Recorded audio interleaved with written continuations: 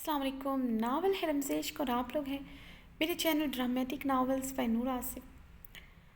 आज के एपिसोड की तरफ बढ़ने से पहले सबसे रिक्वेस्ट करूँगी कि वीडियो को लाइक करना मत भूलिएगा, चैनल को सब्सक्राइब करना मत भूलिएगा और कमेंट सेक्शन में अपनी राय का इजहार ज़रूर दीजिएगा।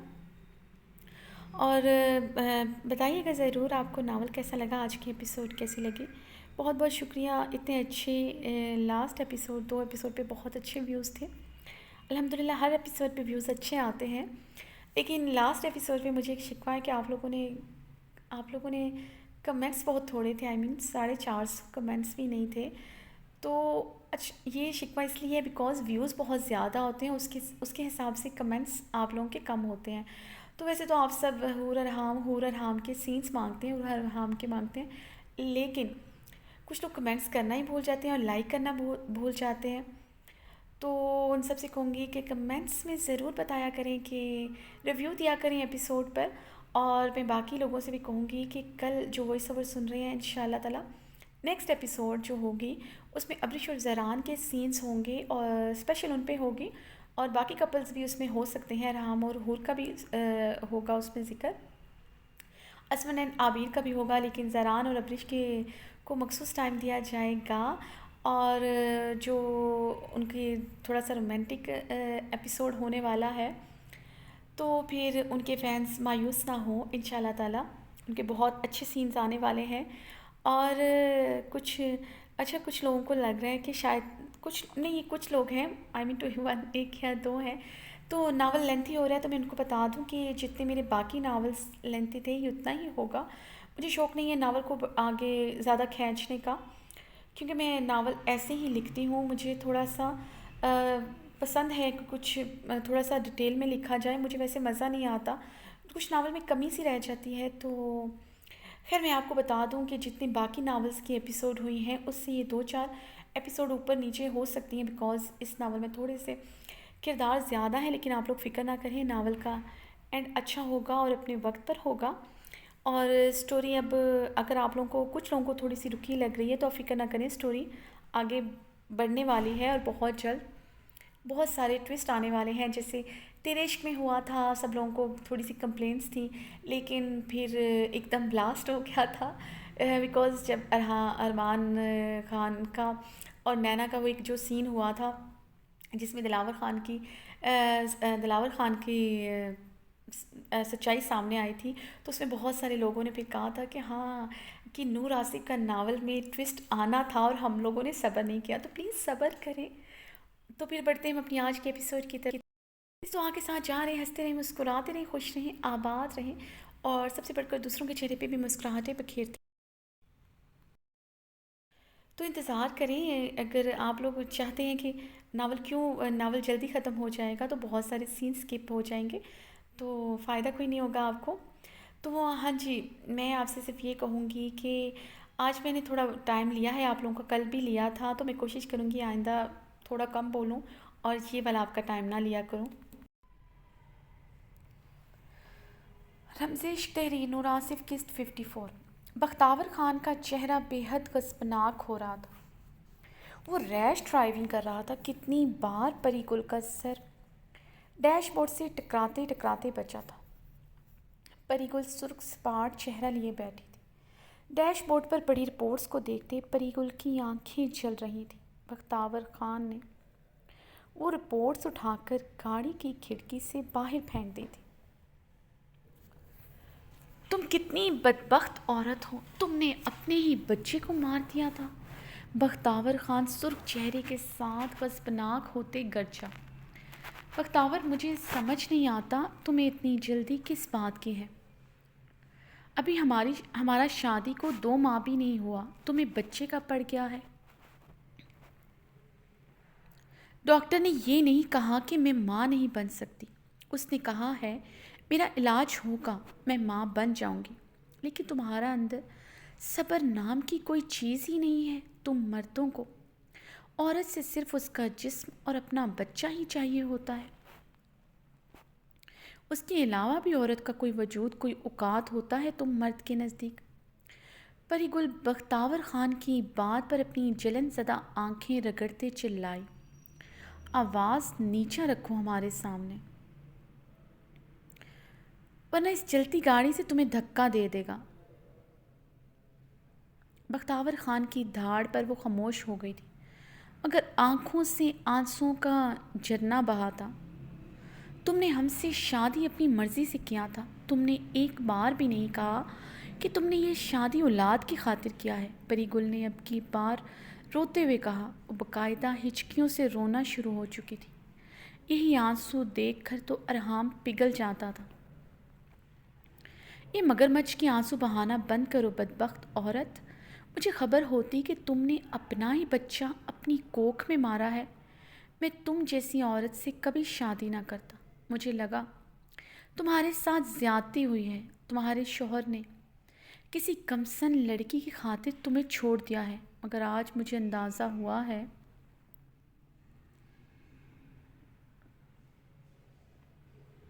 غلطی اس کا نہیں، غلطی تمہارا تھا۔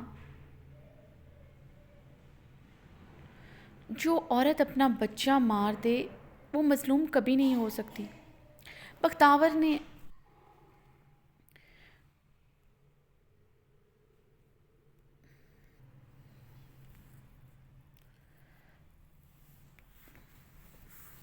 میں تم جیسی عورت سے کبھی شادی نہ کرتا، مجھے لگا تمہارے ساتھ زیادتی ہوئی ہے، تمہارے شوہر نے کسی کمسن لڑکی کی خاطر تمہیں چھوڑ دیا ہے، مگر مجھے آج اندازہ ہوا ہے غلطی اس کا نہیں، غلطی تمہارا تھا۔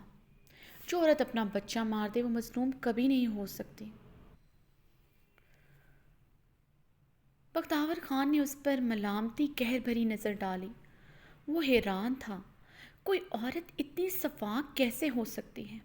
اپنے 4 ماہ کے بچے کو اپنی ہی کوکھ میں مار دے، یا کئی لوگوں کو اولاد جیسی انمول نعمت کی قدر ہی نہیں ہوتی۔ کوئی بختیور خان سے پوچھتا، اولاد کی خواہش نے اس کے اندر کتنے بھانبڑ جلا رکھے تھے۔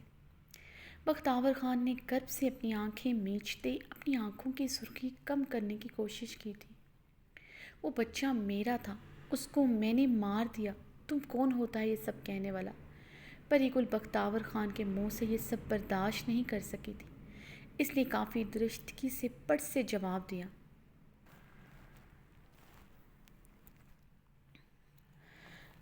بختیور خان کا بھاری ہاتھ پری گل کے گال پر پڑا تھا، اس کی چلتی زبان رکی تھی۔ وہ آنکھیں پھاڑے بختیور خان کو دیکھ رہی تھی جس نے اتنی سی بات پر اس پر ہاتھ اٹھا دیا تھا۔ تم جیسا عورت سے شادی کرنا ہمارا سب سے بڑا غلطی تھا۔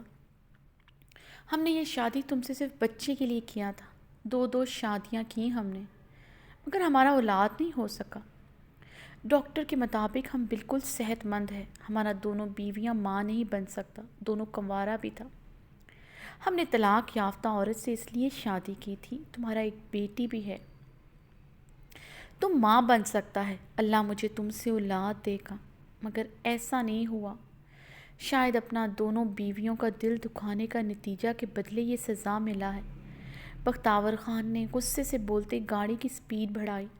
تم شادی شدہ ہے، تمہارا پہلے سے 2 بیویاں بھی ہے، تم نے ہم سب سے یہ چھپایا؟ پری گل کی صدمے سے آواز نہیں نکل رہی تھی۔ میں نے کسی سے کچھ نہیں چھپایا، شاہ نواز خان کو سب پتہ ہے، اسے ہم نے تم سے شادی سے پہلے سب کھل کر بتا دیا تھا۔ یہ سوال تم اپنے بھائی سے کرنا۔ بختیور سرد سپاٹ لہجے میں بولا۔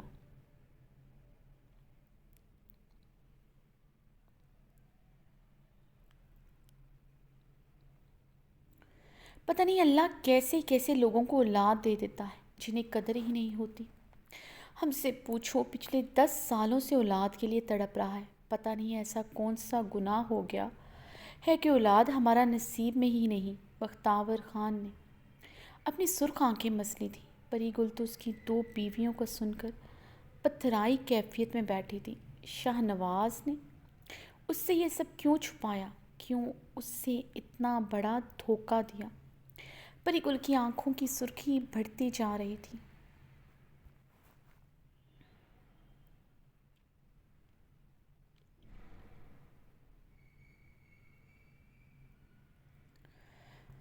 بختیور خان کی گاڑی بہت بڑی حویلی کے گیٹ میں داخل ہوئی تھی۔ گاڑی کارچ کار پورچ میں رکی تو وہ گاڑی سے اتر کر تیز تیز قدم اٹھاتا اندر داخل ہو گیا تھا۔ پری گل آہستگی سے چلتے بختاور خان کی تقلید میں اندر داخل ہوئی۔ ریحانہ خانم اپنا بھاری بھرکم وجود صوفے سنبھالتے صوفے سے اٹھتے بختاور خان کی طرف بے تابی سے بڑھی۔ کیا کہا ڈاکٹر نے؟ ریحانہ بیگم نے بے قراری سے پوچھا۔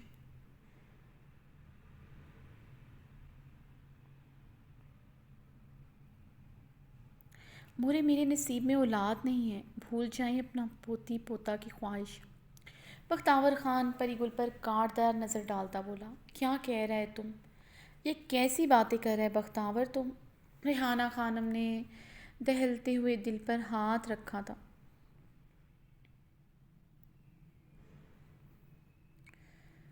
ٹھیک کہہ رہے ہم مورے، بھول جاؤ اس عورت سے ہم کو کبھی اولاد ہوگا۔ پری گل بانجھ ہے، وہ صفاقی سے بولتا تیز تیز قدم اٹھاتا مردانے کی طرف بڑھ گیا تھا۔ ریحانہ خانم دل پر ہاتھ رکھے اونچی اونچی آواز میں بیان کرنے لگی تھی۔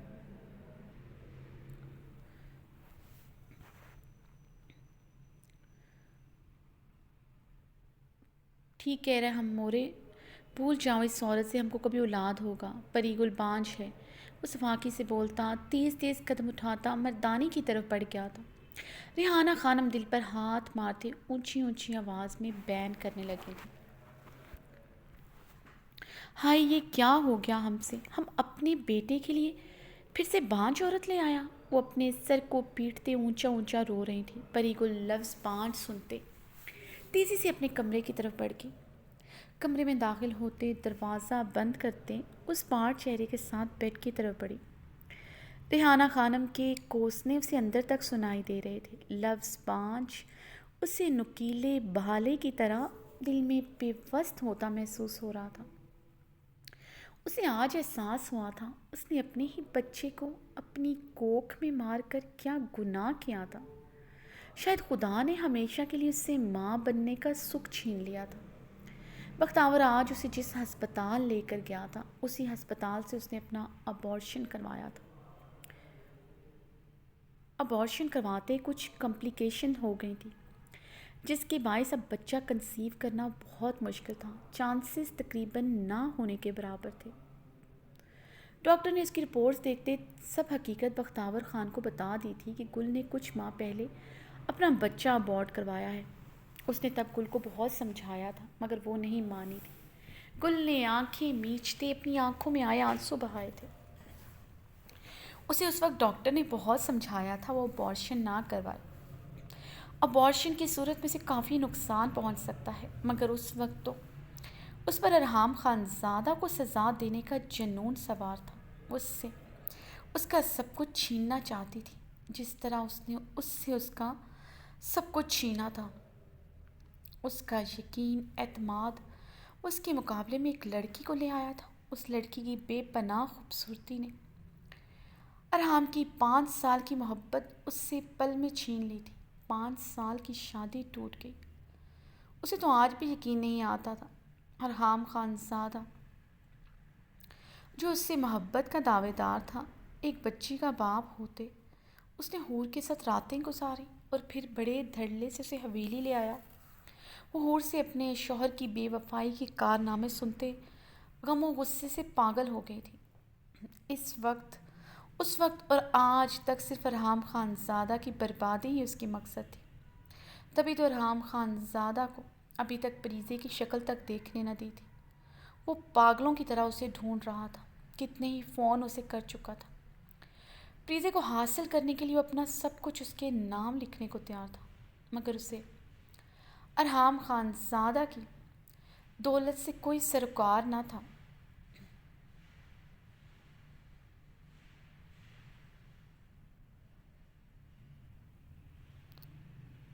اسے تو اس لڑکی کو اس کی زندگی سے نکالنا تھا جس نے اس سے اس کا شوہر چھینا تھا۔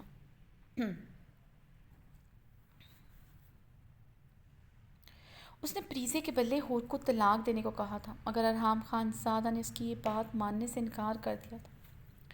وہ تو اس کا مطالبہ سن کر فون پر غم و غصے سے پاگل ہو گیا تھا، اور حام کے انکار پر مزید غصے اشتعال کا شکار ہو گئی تھی۔ وہ کیوں اسے چھوڑ نہیں سکتا؟ اسے تو بھرے جرگے میں طلاق دے دی تھی، پھر اسے کیوں نہیں چھوڑ سکتا تھا وہ؟ اس کی خوبصورتی، اس کی جوانی ارحام خان زادہ کی پیروں کی زنجیر تھی شاید۔ مرد سے بڑا بے وفا کوئی نہیں ہوتا۔ عورت کی خوبصورتی، اس کی جوانی ہی تو اس کی وفا ہوتی ہے، گل یہ سوچتے۔ استہزائیہ ہنسی تھی۔ وہ آج بھی ارحام خان زادہ کی بے وفائی سے اندر تک سلگ رہی تھی۔ ارحام کو تڑپانے کے لیے اس نے بختیور خان سے شادی کی تھی۔ اس کے باپ حاکم خان نے اسے جلد بازی میں یہ شادی کرنے سے منع کیا تھا، اسے سمجھایا تھا وہ اتنی جلدی شادی نہ کرے، مگر اس وقت تو اس پر جنون سوار تھا۔ ارحام کو تڑپانا چاہتی تھی۔ بختیور خان، جس کی کتنی ہی جائیداد، بڑی بڑی حویلیاں، بہت سے مربے تھے، اپنے علاقے میں وہ سردار تھا، پورا قبیلہ اس کے سامنے اپنی نظریں جھکاتا تھا۔ ارحام خان زادہ کے مقابل کا ہی انسان اس نے اپنے لیے چنا تھا۔ ارحام خان زادہ نے اسے ٹھکرایا تھا، بدلے میں گاؤں کی سرداری، ہر چیز سے اسے ہاتھ دھونا پڑا، اس کی عزت تک نہ رہی تھی۔ اپنی برادری میں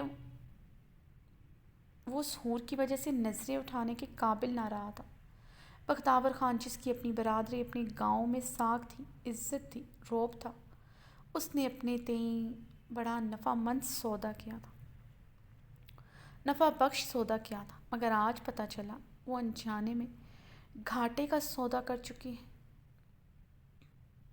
بختیور خان نے اس سے نکاح صرف اولاد کے حصول کے لیے کیا تھا، اسے اس کے وجود سے کوئی دلچسپی نہ تھی، اور وہ پہلے سے شادی شدہ تھا، وہ بھی 2 شادیاں کر رکھی ہیں۔ شاہ نواز اس کے لیے یہ رشتہ لایا تھا، اس نے ہی اسے اکسایا تھا یہ شادی کرنے کو۔ اس نے ایسا کیوں کیا؟ بختیور کا سچ اس سے کیوں چھپایا؟ کیوں چھپایا؟ بختیور شادی شدہ ہے۔ پری گل اب پھوٹ پھوٹ کر رونا شروع ہو چکی تھی۔ اس کے بھائی نے اسے دھوکہ کیوں دیا؟ اس سے یہ غم برداشت نہیں ہو رہا تھا۔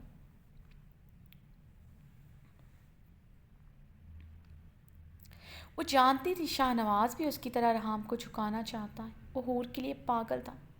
اسے جرگے میں دیکھتی اپنا دل اور نیت اس پر خراب کر چکا تھا، بقول اس کے وہ اپنا دل اس پر ہار چکا ہے۔ ارحام خان زادہ سے ہر صورت حور اسے اپنی دسترس میں، اپنے نکاح میں چاہیے تھی۔ وہ تو اس سب میں اس کا ساتھ دینے کو تیار تھی، وہ تو خود نہیں چاہتی تھی وہ حور ارحام خان زادہ کی زندگی میں رہے۔ اس نے تو ہمیشہ شاہ نواز کے ہر غلط کام میں اس کا ساتھ دیا تھا۔ فرشتے کی زمینیں ہتھیانے میں اس نے شاہ نواز کو الٹے سیدھے مشورے دیے تھے، ہمیشہ اس کی ہر بات مانی۔ پھر شاہ نواز نے اس کے ساتھ ایسا کیوں کیا؟ پری گل اپنے بال بے دردی سے نوچتے شدت غم سے چلائی تھی۔ باہر سے ریحانہ خانم کے بانجھ ہونے کے کوسنے اسے ابھی تک سنائی دے رہے تھے۔ اس نے بڑھ بڑھ جلتے اپنے کانوں پر ہاتھ رکھا۔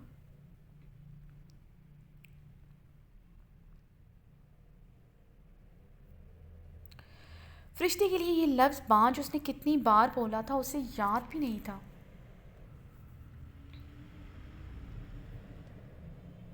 اسے یقین نہیں آ رہا تھا کوئی اسے بانجھ کہہ سکتا ہے، اسے بھی یہ طعنہ کبھی مل سکتا تھا۔ فرشتے کی زندگی اس نے اجیرن کر رکھی تھی، اسے وہ کتنی مرتبہ شاہ نواز کے ہاتھوں جانوروں کی طرح پٹوا چکی تھی۔ اس نے کبھی پلٹ کر جواب نہیں دیا تھا۔ اپنے ساتھ ہوئے مظالم کی داستاں اس نے کبھی ارحام کو بھی نہیں بتائی تھی۔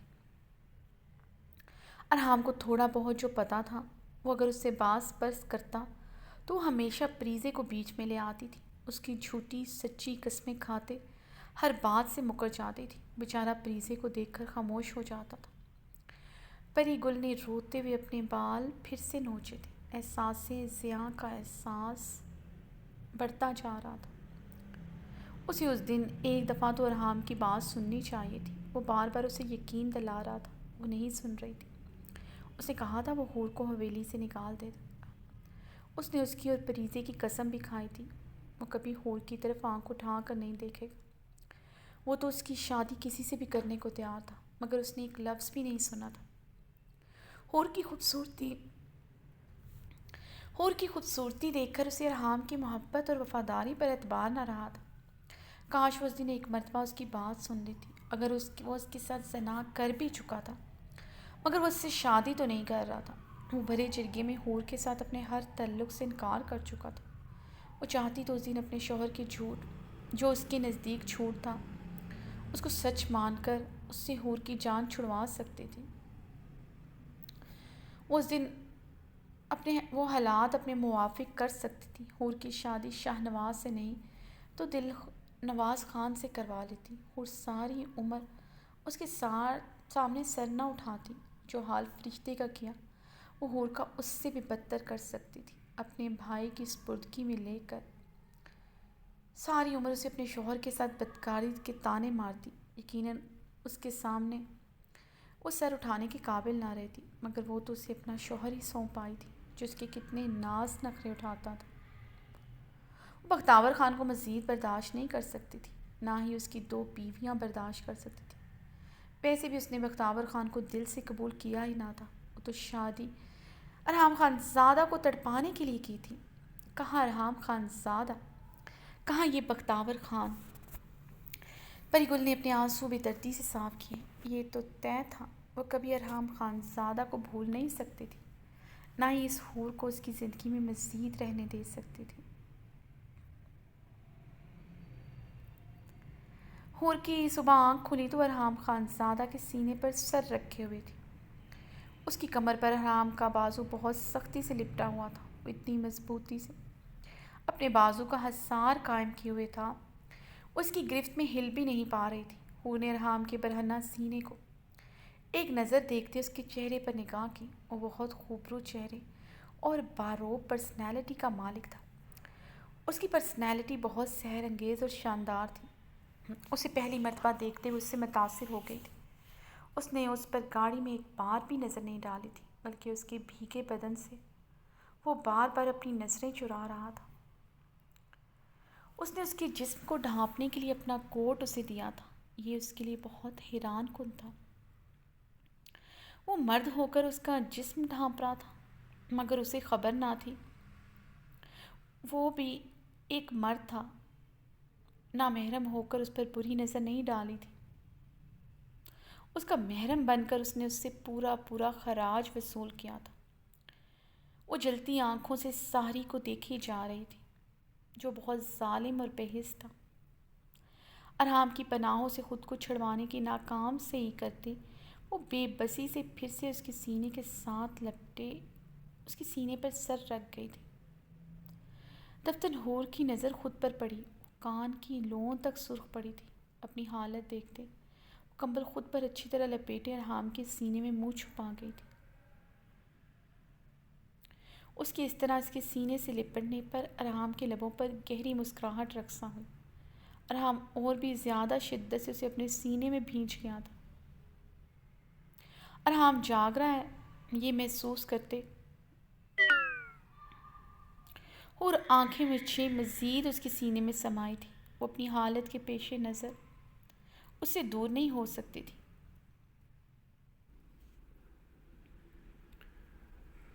وہ اپنی حالت کے پیش نظر اس سے دور نہیں ہو سکتی تھی۔ ویسے بھی وہ بے رحم بنا اسے بہت سختی سے اپنے سینے کے ساتھ لگائے ہوئے تھا۔ وہ چاہ کر بھی اس کا حصار نہیں توڑ سکتی تھی۔ وہ ہار مانتے ہوئے اس کے سینے میں سما گئی۔ اس کے ساتھ لپٹی یہی سوچ رہی تھی، رات ان دونوں کے بیچ کیا ہوا تھا۔ اسے یاد آیا تھا اور ارحام کی قربت کے خوف سے گھبراتے ہوئے پچھلے لان کی طرف نکل گئی تھی۔ وہ اتنی جلدی حویلی کیوں چلا آیا تھا؟ وہ اس کی گہری تپش زدہ نظروں سے سمجھ چکی تھی، جو کل رات اس نے ڈائننگ روم میں اس پر ڈالی تھی۔ کیا چیز اسے اتنی جلدی حویلی کھینچ لائی ہے؟ اس کی گہری نگاہیں اسے پل میں سمجھا چکی تھی۔ جتنا جنونی وہ اسے لے کر تھا، وہ سمجھتی تھی وہ اس کے بغیر نہیں رہ سکتا۔ وہاں سردی میں کافی دیر تک وہ بے حس بنی کھڑی رہی تھی۔ اس کی شدتیں سہنے سے زیادہ آسان اسے جان لیوا قہر برساتی سردی میں کھلے آسمان کے نیچے کھڑا رہنا لگا تھا۔ اس نے کب ہوش گنوائے اسے یاد نہیں تھا، وہ یہاں کیسے آئی اور یہ سب کچھ۔ وہ کیا بے ہوشی میں بھی اس سے اپنی ہوس پوری کرتا رہا تھا؟ اس کے جسم کے ساتھ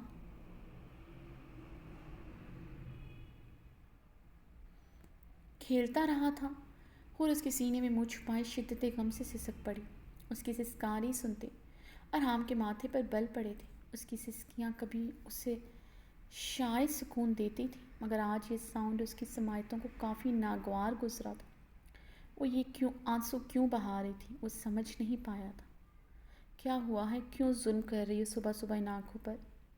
ارحام نے اس کے بالوں کو گدی سے پکڑتے اس کا چہرہ اپنے مقابل کیا۔ اس کی کرسٹل براؤن کانچ سی نم آنکھوں میں دیکھتے ارحام خان زادہ کے دل کی دھڑکنوں میں انتشار سا برپا ہوا تھا۔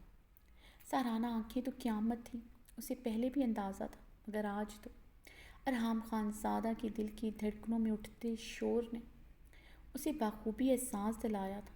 اس کے پہلو سے لپٹی یہ لڑکی قیامت سا حسن رکھتی ہے، اور یہ حسن صرف اس کی ملکیت تھا۔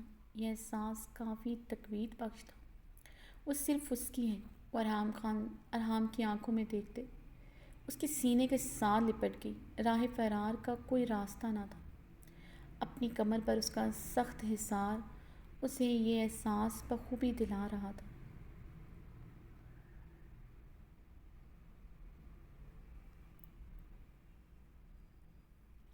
تم اپنا حلیہ درست کرو، میں تمہارے لیے ناشتے کا کہتا ہوں، ارحام نے اس کے بالوں میں نرمے سے انگلیاں چلاتے کہا، اور اس کی نرمی پر حیران ہوئی۔ اس کا یہ نرم رویہ کہیں آنے والے طوفان کا پیش خیمہ تو نہیں؟ وہ رات کے اندھیرے میں کھلے آسمان کے نیچے چلی گئی تھی۔ اس کی سختی سے ہدایت تھی، وہ کسی بھی صورت زنان خانہ سے باہر نہیں جائے گی۔ وہ یقیناً اس سے اس بات کا حساب ضرور لے گا۔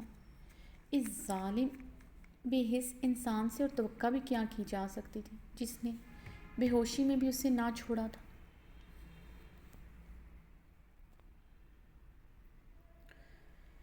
وہ یہ سوچتے اس کی چٹانی سکس پیک سینے پر اپنا ہاتھ سختی سے جما گئی۔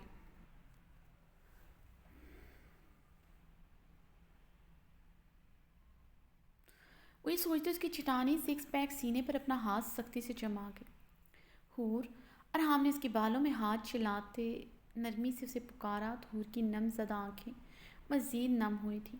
کتنا عرصہ ہو گیا تھا کسی کا اتنا نرم لہجہ سنے ہوئے۔ اس بے حس شفاق انسان کے ایسے رویے کی عادت نہ تھی۔ حور کی آنکھیں شدت گریہ سے جلنے لگیں۔ اس کی سکس پیک چٹانی سینے پر موجود بھورے بالوں کو سختی سے اب اپنی مٹھی میں لے گئی تھی۔ اس کی پکار پر جواب دینا ضروری نہ سمجھا تھا۔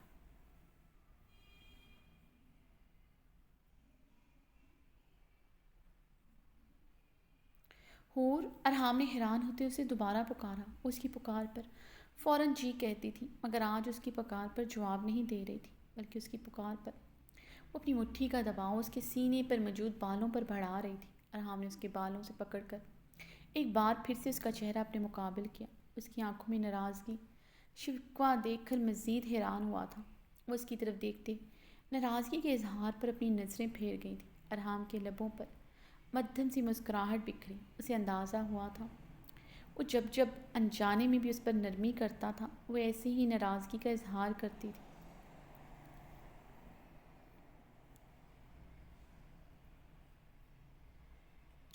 یہ الگ بات ہے اس نے کبھی اس کا کوئی ناز نخرہ نہیں اٹھایا تھا۔ حور ارحام کی آواز میں اب سختی نمایاں تھی۔ جج جی، حور کے کانپتے لبوں نے بے اختیار جنبش کی۔ اس سہمی نگاہوں سے ارحام کو دیکھنے لگی۔ اس کی اس صدا پر ارحام خانزادہ کا دل مزید گھائل ہوا تھا۔ وہ اب آنکھیں بھی نہیں جھپک رہی تھی، اس کی آنکھوں میں دیکھتے اس کے حکم کی منتظر تھی۔ رات باہر لان میں کیوں کی؟ منع کیا تھا نا تمہیں، تم میری اجازت کے بغیر کھلے آسمان کے نیچے نہیں جاؤ گی۔ ارحام نے اس کا چہرہ اپنے مزید قریب کرتے اس کے چہرے پر اپنی تپش زدہ سانسیں چھوڑی۔ اس کا لہجہ انگاروں سے تپش لیے ہوا تھا، آنکھوں کا سرد پن بڑا تھا۔ کچھ دیر پہلے جو نرمی ان آنکھوں میں تھی اس کا شائبہ تک نہ تھا۔ یہ دیکھتے حور کی رنگت فک ہوئی، اس کے حصار میں بری طرح لرز اٹھی۔ اس کی فک رنگت اور اس کی آنکھوں کی بڑھتی شبنم کو دیکھتے وہ خود پر قابو پا گیا تھا۔ اس کی طبیعت کے پیش نظر اس نے خود پر قابو پایا تھا، مگر اسے چھوڑنے کا ارادہ ہرگز نہ رکھتا تھا۔ رات اس نے جو اپنے ساتھ کیا وہ معافی کے قابل نہ تھا۔ اٹھو، نیم گرم پانی سے اچھی طرح شاور لو، میں تمہارے لیے ناشتے کا کہتا ہوں۔ ارحام نے اس کی آنکھوں کے کناروں پر ٹھہری شبنم بہت نرمی سے اپنی انگلی کی پوروں سے چنی۔ وہ جلدی سے اس بات میں سر ہلا گئی۔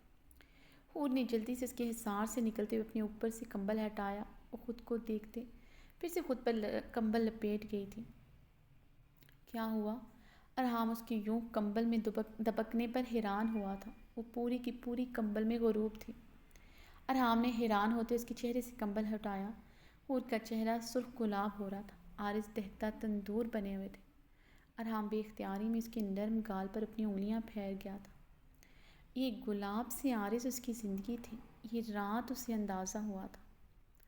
وہ اسے کندھے سے پکڑے اس کا رخ مکمل طور پر اپنی طرف کرتے مسکراتے اسے اپنے سینے میں بھینچ گیا۔ وہ سمجھ گیا تھا وہ کیوں سرخ گلاب ہو رہی، اور کس کے سینے کے ساتھ لپٹنے، اس کی نرمی اور اس کی مسکرانے پر حیران ہو رہی تھی۔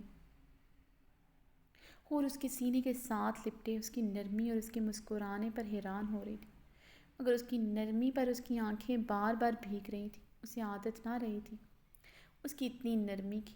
اگر وہ نرم رویہ دکھا کر اس پر سختی کرے گا، وہ کیسے برداشت کرے گی؟ سلطان احمد شاہ کی محبت وہ ابھی تک بھول نہیں پائے تھے، کیسے برداشت کرے گی اس انسان کو بدلتے ہوئے؟ اب اس کے سوا اس کا کون تھا آخر؟ اس کے سینے کے ساتھ لپٹی اس سے کہنا چاہتی تھی اسے نرمی سے نہ چھوئے، اس کی سختی کی عادی ہو چکی ہے، اسے مسکرا کر نہ دیکھے، اس کی سرخ سرد آنکھیں دیکھنے کی عادی ہو چکی ہے، مگر ہمیشہ کی طرح اس کے شکوے، اس کے لفظ اس کے حلق میں ہی دم توڑ گئے تھے۔ آنکھوں سے آنسو بے مول ہو کر گرتے اس کے عارض کو بھگو گئے تھے۔ ارحام اس سے الگ ہوتے بیڈ سے اٹھا۔ وہ اس وقت صرف ٹراؤزر میں ملبوس تھا۔ اپنی ٹی شرٹ زمین سے اٹھا کر حور کی طرف بڑھائی، جسے ہچکچاتے ہوئے حور نے تھامی تھی۔ ابھی تک کمبل خود پر لپیٹے ہوئی تھی۔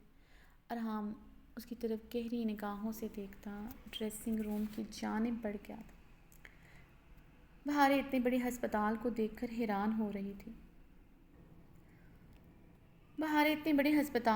کر حیران ہو رہی تھی۔ شہرام صبح صبح اسے یہاں لے آیا تھا۔ حویلی سے کافی دور تھا یہ ہسپتال، مگر سوات کے علاقے میں یہ جدید طرز پر بنا ہسپتال دیکھ کر وہ حیران تھی۔ یہ ہسپتال مکمل طور پر تیار تھا۔ سب سے بڑی بات، یہاں فیمیل ڈاکٹرز بھی نظر آ رہی تھی۔ صاف ستھرے کمرے، بڑے بڑے کوریڈورز، ریسیپشن، کاؤنٹر سیکشن، یہ علاقے کا ہسپتال لگ ہی نہیں رہا تھا۔ شہرام، یہ سب کیا ہے؟ بہارے نے حیران ہوتے شہرام سے پوچھا۔ ہاسپٹل کے جنرل وارڈ میں داخل ہونے پر بہت سے مریضوں اور ان کے لواحقین نے شہرام کو اپنی جگہ سے اٹھتے سلام کیا۔ وہاں پر کام کرنے والے عملہ بھی شہرام کو بڑی عقیدت اور خوشگواری سے سلام کر رہا تھا، جس سے واضح ہو رہا تھا سب یہاں ارحام کو اچھی طرح جانتے ہیں۔ السلام علیکم سر۔ جنرل وارڈ میں داخل ہوتے ایک میل ڈاکٹر نے شہرام کو سلام کیا تو بہارے کی آنکھوں کی حیرانگی بڑی تھی۔ شہرام اس کی آنکھوں میں حیرانگی دیکھتا مدھم سا مسکرایا۔ یہ ہسپتال آج سے تمہارا ہے، تم یہاں پر اب ایک ڈاکٹر کی حیثیت سے کام کرو گی، تمام ڈاکٹرز کے ہیڈ کے طور پر۔ شہرام کی بات پر وہ مزید حیران ہوئی تھی۔ گہری براؤن آنکھوں میں تعجب بڑا تھا۔ وہ اپنی آنکھیں بڑی کیے نچلا لب دانتوں تلے دبائے اسے دیکھ رہی تھی۔ شہرام نے مسکراتے ہوئے اس کا نچلا لب بہت نرمی سے اس کے دانتوں سے چھڑوایا۔ بہارے اس کی حرکت پر سرخ پڑی۔ وہ جس جگہ پر کھڑے تھے وہاں بہت سے لوگوں کی نظریں ان پر تھیں، بلکہ یہ کہنا مناسب تھا سب انہیں ہی گھور رہے تھے، اور یہاں کے لوگوں کے لیے تھوڑی عجیب بات تھی کوئی مرد عورت سے اس طرح فری ہو، چاہے وہ محرم ہی کیوں نہ ہو۔ یہ لوگ تو شاید جانتے بھی نہیں تھے ان دونوں کا تعلق کیا ہے۔ شہرام بہارے کی گلابی ہوتی رنگت دیکھ کر اپنی حرکت پر اب خفیف سا مسکرا گیا تھا۔ اسے یہاں پر خیال رکھنا چاہیے تھا، مگر بہارے کے معاملے میں خود پر اختیار ہی تو نہ رکھ پاتا تھا۔ شہرام اس کا ہاتھ نرمی سے پکڑتے ہاسپٹل سٹاف روم کی طرف بڑھا۔ شہرام کے یوں ہاتھ پکڑنے پر بہت سے لوگوں نے وہاں سے گزرتے تعجب خیز نگاہوں سے انہیں دیکھا تھا۔ بہارے نے اندر آتے اپنا ہاتھ نامحسوس انداز سے اس کے ہاتھ سے چھڑوایا۔ شہرام نے اس کے ایسے ہاتھ چھڑوانے پر اپنے لب بھینچے تھے۔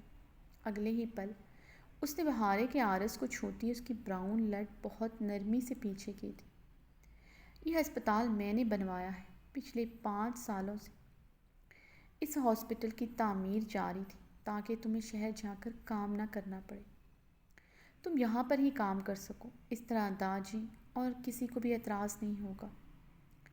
یہ ہسپتال تمہارا ہے، تم یہاں جیسے چاہو کام کرو۔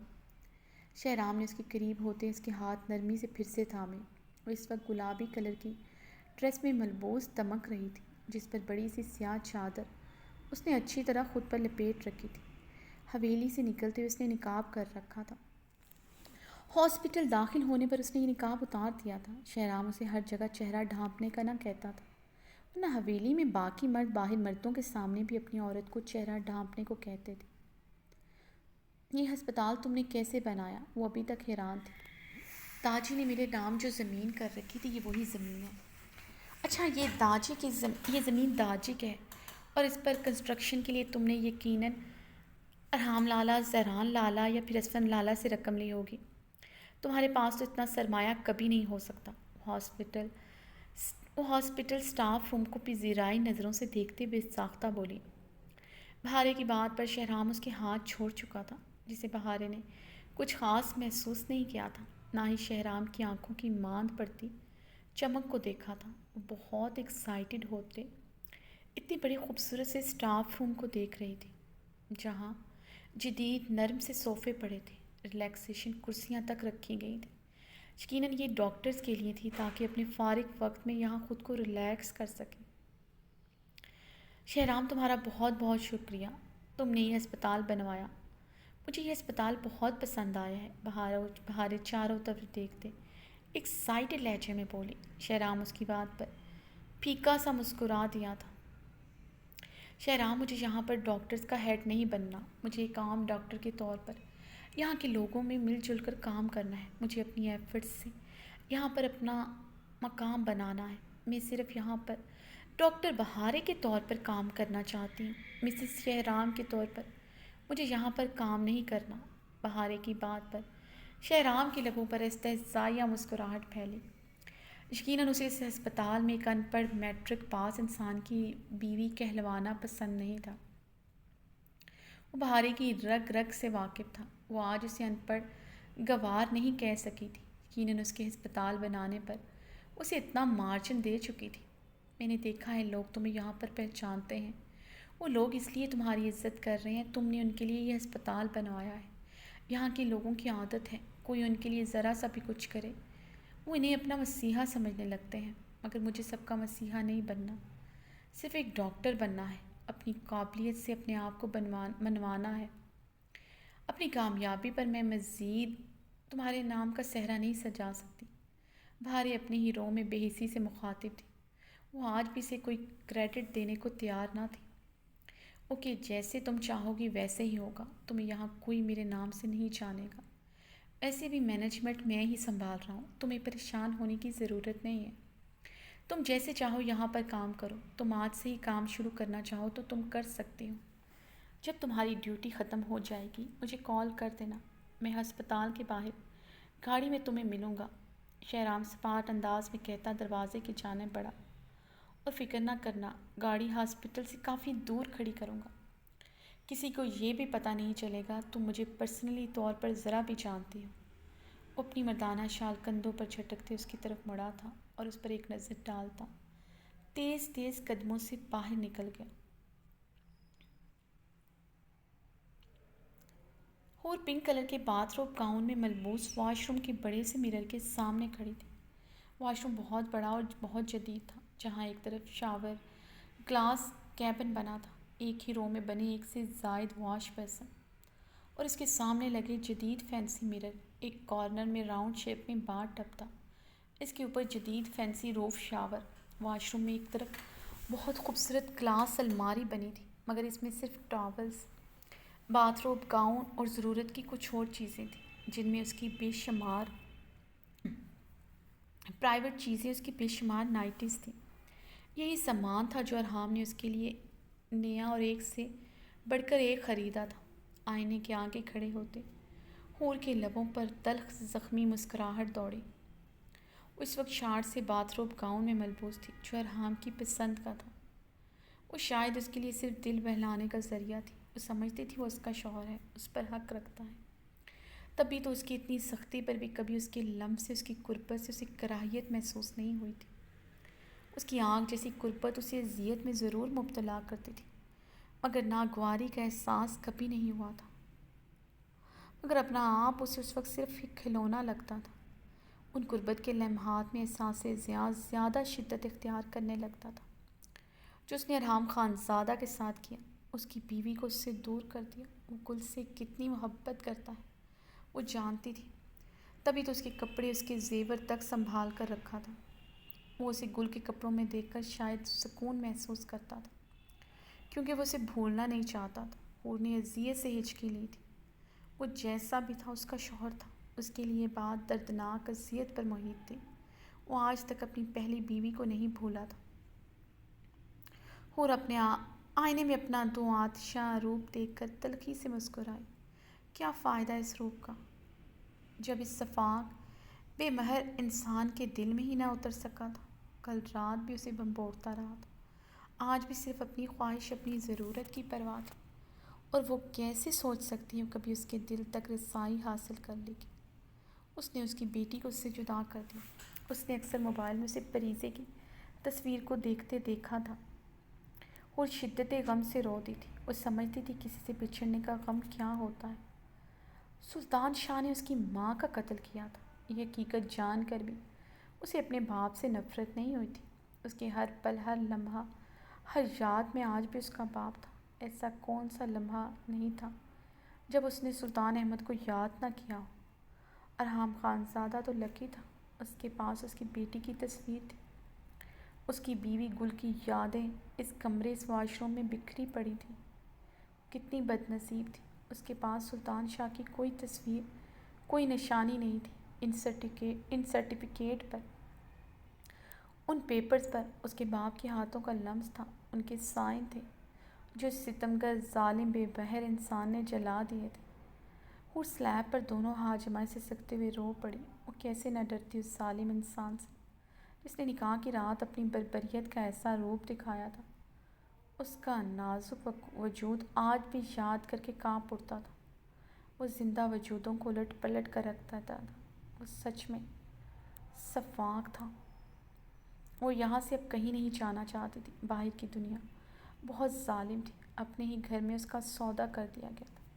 اس کی ماں کو اس کی ہی محرم نے مار دیا تھا، اور اس گرین سہرانہ آنکھوں والے شہزادے نے ایک لمحہ نہیں لگایا تھا اسے اپنی زندگی سے نکالنے کے لیے۔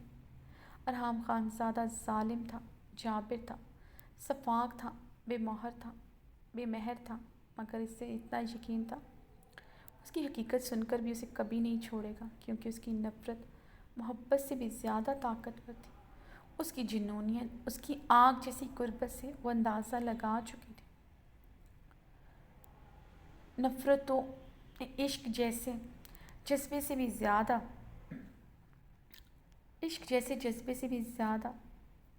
طاقتور